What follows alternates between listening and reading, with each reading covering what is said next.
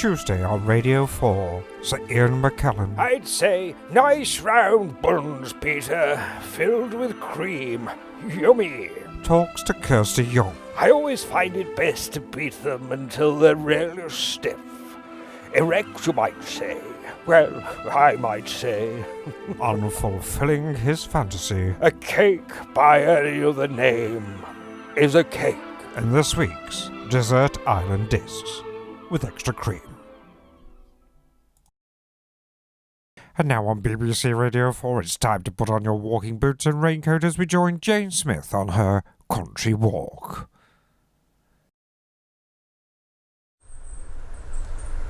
Hello.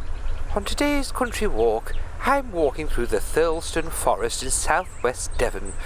With me I have James Witherberry, a local who now works for the National Trust, as my guide through what has been described as the best landscape that the area has to offer, as well as vaguely dangerous as it's located at the top of Flagson Cliff that looks over the English Channel. James, I heard the view was amazing, but it could be risky to get there. Just how risky could it be? Well, Jane, it's not quite Everest. I suppose it's got its challenges, but I think you'll be okay. Looking at those walking boots, I think you'll be fine. Right. It's the top area that holds the most danger, as the cliff suffers from erosion, and gradually over the years it's just started to disappear into the sea. Although the sunset is a sight to behold, and if we get going, we should get there in time. So, James, how long have you been walking this route for? When I was a child, my father and I would walk our dog along this very path every night. It's very popular with dog walkers even today. And what kind of things would you talk about, James? You know, with your father. Well, I don't know, really. It'd just say dad stuff, really. Like don't gamble money, especially your family savings. Not that we had any. Oh. Gosh. Yeah.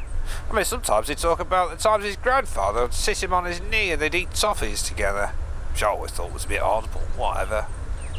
I heard the top of the cliff was quite an attraction at one point. Yeah, well, you know, of course, the cliff went out a lot further back then, and, you know, there were picnic tables, there was an ice cream stand that would be open in the summer. Ooh, yummy. Well, yeah, but it's gone now.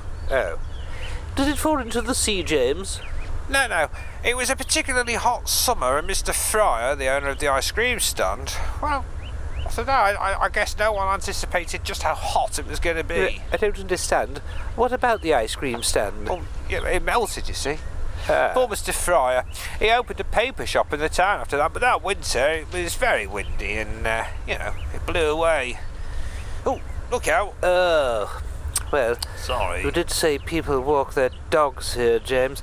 How much further? Oh, we're nearly there. Now, when we get to the top, it is Hang on a minute. Well, I've just scraped this poo off my boots. That's a real country dog poo, isn't it, James? I wonder what they're feeding them. I mean, look at that. It's got girth. Oh, James, hang on a minute. Hang on. Trying to be careful. That's all. What was that, James? Here we go. Oh, gosh, James, the view is amazing. Yeah, it is, isn't it? I don't think I've ever seen a sight like it. The sun is setting just behind the horizon and is glowing. It's like a glowing red reflection across the surface of the sea. It's so clear, so perfect. You know, actually, just hold on a minute, James. I'll just pause this, and then here we go. Right, I'm just gonna get a picture. James, if I just give you this, could you get me a picture of me with the sunset? Here, do you know how to use it? It's an iPhone, James. Okay. I mean, I'll have a go. Are you okay? Yeah. Okay, make sure you get me in with the with the sunset, James. You have to be quick. It looks like it's going to disappear. Just stand back a bit. What, like this? Well, one more step. Like this? Shit. BBC Radio 4. This Friday on Radio 4, join Fred Gimble and guest Rex Haig and William Sucksmith as they sort out the world's right from the wrongs in round table discussion. Well, gentlemen, what do you think? It is beautiful, isn't it? It's amazing, isn't it, really? It really is. Well, it's pie perfected, really, isn't it? It is oak as well. Really? Yeah. Well, I'd have to say I'm a pine man myself. What, Like Chris Pine? what? It's sturdy. Well, I'll give you that. Solid, sturdy, made of oak, but still. Well, I think, as round tables go, this is a great example of a round table. I mean, not only is it round, but it's also a table. Yes, definitely a round table. In fact, I think I'd say it was a round table, such is its roundness. I like that. Round. Yes. Wow. You mean with a W? Yes. That's Round Table Discussion, Fridays on BBC Radio 4.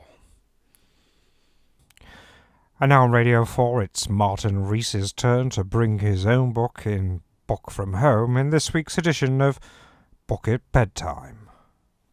Hello. It was dark. Very dark. So dark that the word dark couldn't quite convey the sense of darkness that was currently taking place in the mind of Geoffrey Taylor, head of sales at the Things for Your Feet shoe shop located on the corner of Wainwright Street and Herald Street in the heart of Croydon's bustling town centre. With that darkness came a wave of depression like he had never felt. The weight of it brought him to his knees. Cold and dark depression embraced him, and it was turning black, blacker than black could ever be. And the blackness that surrounded him at this time was death itself. Death had took hold of Geoffrey, and this was to be his last moments of consciousness. But it was taking a while for the last morsels of life to wane from his... Sorry, Mr. Reece. You can call me Martin. No, Martin. Is everything okay? I can read it a little bit faster if you'd like. No, it's just that this is Book It Bedtime. Right. Yes. What's your book called again? Well, it's called Living Through Death. The whole book is about the last few seconds of a man's life as he dies. It's very good.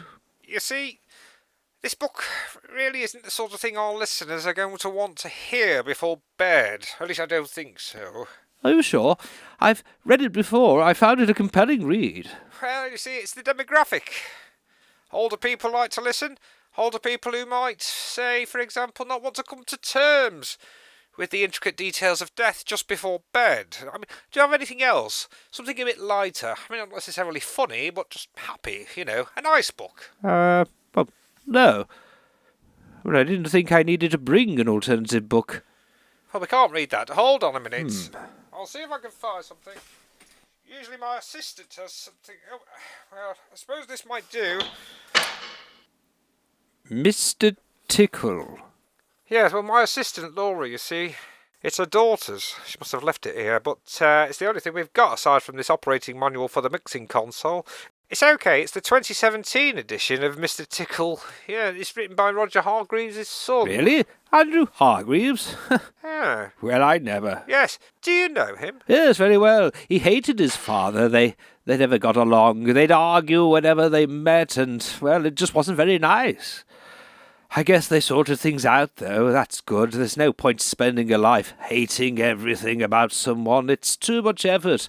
Besides, it can lead to a dark, dark, depressing place, which, when... We're almost ready, Martin. Okay, right. Ready when you are, Martin. You're doing great. Mr. Tickle stood in the dock. He'd been tickling people from afar for the last 30 years, and now it was time to face up to the charge of sexual harassment, a historical complaint made by 647 people who'd claimed that they were either groped or tickled against their will.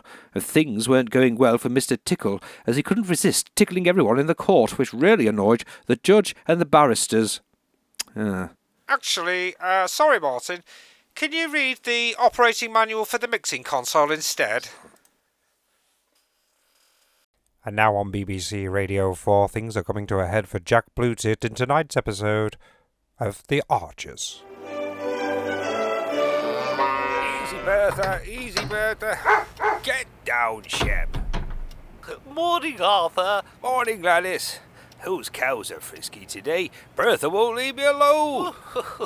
Are you having eggs today? Yes, please, dear. Where's Jack? Well, he'll be down the Queen's legs again. He's been there since Wednesday. Well, if Jack's there, who's been milking my cows then? No wonder the cows are all frisky. They must be fit to burst. Since it's been a 24-hour pub, dear, Jack's never here. Well, I guess it's like the sign says. The Queen's legs are always open. Arthur, please. But dear, that's what the sign says. I guess Jack needs a break after all that digging. Yes, well, propping up the bar in the Queen's legs isn't going to help, is it? Now eat up, Arthur. It looks like you might be in for a busy day. Thank you, dear. It will be a busy day if Jack doesn't get back here soon. I'll end up milking all those cows again. I'll take me breakfast out with me, dear. Okay, dear. Get down, Shep. Easy, Bertha. Easy. Okay, boys, gather round. Now, we know that Jack Bloated seems to have taken residence inside the Queen's legs. Sorry, what was that, sir? Jack Bloated practically lives inside the Queen's legs since they're open 24 hours a day. The Queen's legs? Yes. Jack Bloated's favourite place to have a stiff one is inside the Queen's legs. But how the hell's he getting away with that, sir? What? Surely Buckingham Palace security would have had something to say about that. The Queen's legs is the name of a pub, PC Simmons. Now go to the back and be quiet. Aww. Okay, where was I? Is that Bloated, sir? He's inside the Queen's legs. Yes, The stiff one. thank you. Right, PC Appleby and everyone else will come with me into the... Bartender, I will have one more rum for the road, if I may. Again? You said that for the last 20 rums, Jack. Why don't you just buy a bottle? Nonsense. Everyone knows that rum tastes better when you drink it in glasses. It's short-sighted, you see. Whatever. Hold it right there, Jack Bloated. But, if I hold it here, sir, it would never reach my mouth. Far better that I drink it. You see? Now, who might you be? Hi, I'm PC Bennington from the police. That's why I wear this police uniform. I've come to arrest you, Jack Bloated. You've got the right to remain silent. What exactly is this about, PC? Buddy. Bennington. Oh. We have evidence, Mr. Bloated. Undeniable evidence of wrongdoing. Really? And, may I just ask you, what your evidence may pertain to be showing? But you are not the eccentric farmer who just digs the land for the local farmers to plough, but you are in fact Jack Bloated, and together with your crew you have cleverly disguised yourself as farmers, and then you farm the land, all the while looking for your treasure. And if I was to ask you, sir, just exactly what the evidence is that would make you so sure that I'm the most famous pirate of the sea, envy of the rich and a pleasure to all women, and not too bad at growing veg, what do you think you would say to that? I wouldn't need to say anything. PC Simmons, play the PC Simmons, where are you? I'm at the back, sir. Well, come here and bring the recording. Yes, sir. Am I off the naughty step now, sir? Here. The evidence, Mr. Bloated. You're PC Bennett, you're absolutely right. Jack Bloated, he's the leader of us all. We've been digging up the land for the last 400 years, but to cover our tracks, we've started farming it. That's why we all talk like pirates, sir. Because, well, we are pirates. You got me bang to rights, sir. Just don't tell Jack it was me who told you. He'd have my goods for garters, you see, sir, and literally that's exactly what he would do. Well, faced with that, sir, all I've got to say... Oh, wait, look over there! What? Where? Wait a minute. Where did he go? Right, lads, quick, after him. He's getting away.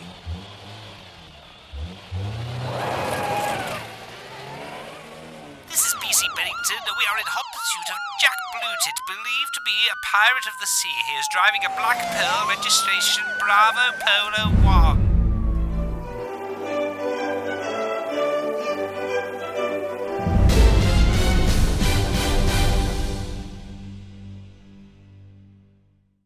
This Thursday on Radio 4, David Attenborough takes a stroll through the streets of Kent to discover the secret world of the animal kingdom in Wildlife Everywhere. Here, in the city centre of Kent, there are no giraffes.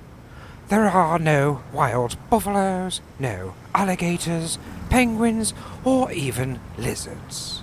There are no turtles or tigers. Indeed, the only lions you'll see are the white lines painted on the road to help keep the traffic on one side of the road or the other. I don't think there's anything interesting about this place. Oh, apart from this lovely cafe. And look, they do tiger bread and oxtail soup. But there we are. Oh, and look, over there, a zebra crossing. Well, my. Oh, and over there, a pelican crossing. Well, things are starting to look up, aren't they? That's David Attenborough's Wildlife Everywhere this Thursday on Radio 4. BBC Radio 4. Normally at this time on Radio 4 we would have Book Club hosted by Sandy Beach, but the book Living Through Death, written by Andrew Hartley and published by Penguin, has been withdrawn and all copies are to be destroyed, and so instead here's the shipping forecast. The sea will be mostly wet and the wind will range from mild to very windy in parts. A bit like my bottom, only more wild than mild. Actually, I had a bit of a wild night last night. Too much to drink and a very hot corma, which I think is about to make his presence felt. And it doesn't help that I'm in a tiny soundproofed room that makes for a very convincing gas chamber. As soon as John Humphreys has finished on the crapper, I'll be breaking the porcelain, so perhaps avoid the toilet on floor 13 for a while. I just hope Humphreys hasn't blocked it up again with a gaseous giant, otherwise there may be fog rolling down the corridor and down the stairwells for the next few hours. It's like he waits to get to work before going to the toilet. I bet he does, because his wife won't let him drop them like that at home. Phew! Oh, don't go in there! Damn it. And that concludes this shitting forecast. BBC Radio 4. Now let me out of here before I blast a hole through this thing and kill someone from the Archers.